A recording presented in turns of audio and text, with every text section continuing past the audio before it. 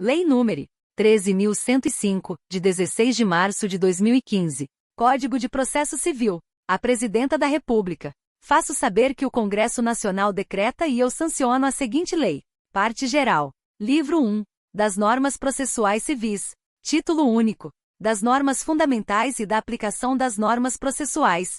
Capítulo 1. Das Normas Fundamentais do Processo Civil. Artigo 1º.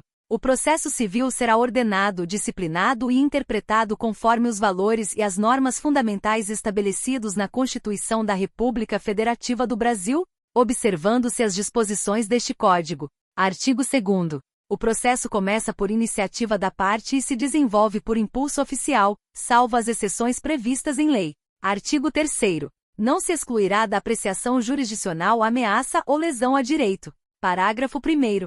É permitida a arbitragem na forma da lei. Parágrafo 2º. O Estado promoverá, sempre que possível, a solução consensual dos conflitos.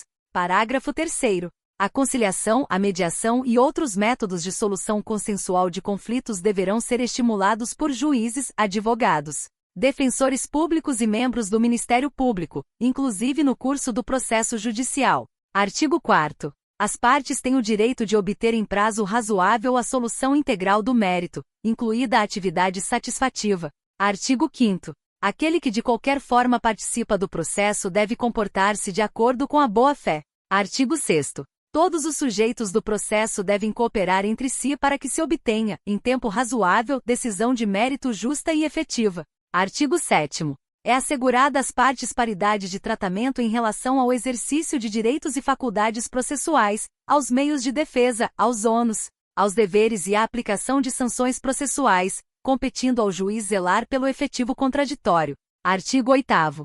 Ao aplicar o ordenamento jurídico, o juiz atenderá aos fins sociais e às exigências do bem comum, resguardando e promovendo a dignidade da pessoa humana e observando a proporcionalidade, a razoabilidade, a legalidade, a publicidade e a eficiência. Artigo 9º. Não se proferirá decisão contra uma das partes sem que ela seja previamente ouvida. Parágrafo único. O disposto no caput não se aplica. Inciso 1. A tutela provisória de urgência. Inciso 2º. As hipóteses de tutela da evidência previstas no artigo 311, incisos 2ª e 3ª. Inciso 3º.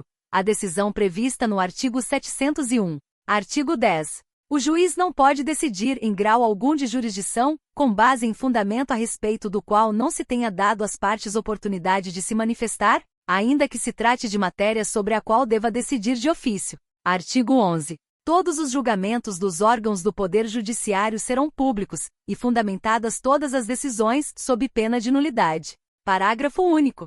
Nos casos de segredo de justiça, pode ser autorizada a presença somente das partes, de seus advogados, de defensores públicos ou do Ministério Público. Artigo 12. Redação revogada. Os juízes e os tribunais deverão obedecer à ordem cronológica de conclusão para proferir sentença ou acórdão. Artigo 12. Os juízes e os tribunais atenderão, preferencialmente, à ordem cronológica de conclusão para proferir sentença ou acórdão. Redação dada pela Lei nº 13.256, de 2016. Parágrafo 1º. A lista de processos aptos a julgamento deverá estar permanentemente à disposição para consulta pública em cartório e na rede mundial de computadores. Parágrafo 2º. Estão excluídos da regra do caput. Inciso 1. As sentenças proferidas em audiência, homologatórias de acordo ou de improcedência liminar do pedido. Inciso 2º. O julgamento de processos em bloco para aplicação de tese jurídica firmada em julgamento de casos repetitivos. Inciso 3º. O julgamento de recursos repetitivos ou de incidente de resolução de demandas repetitivas. Inciso 4º. As decisões proferidas com base nos arts. 485 e 932. Inciso V. O julgamento de embargos de declaração. Inciso 6º. O julgamento de agravo interno.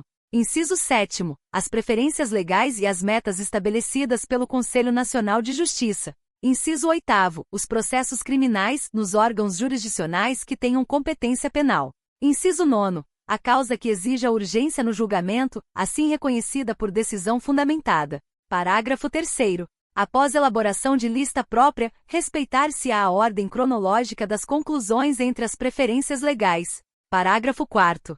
Após a inclusão do processo na lista de que trata o parágrafo 1º, o requerimento formulado pela parte não altera a ordem cronológica para a decisão, exceto quando implicar a reabertura da instrução ou a conversão do julgamento em diligência. Parágrafo 5º.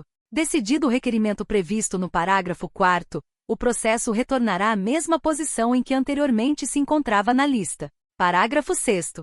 Ocupará o primeiro lugar na lista prevista no parágrafo 1º, ou, conforme o caso no parágrafo 3º, o processo que, inciso 1, tiver sua sentença ou acórdão anulado, salvo quando houver necessidade de realização de diligência ou de complementação da instrução. Inciso 2º se enquadrar na hipótese do artigo 1040, inciso 2º. Capítulo 2º.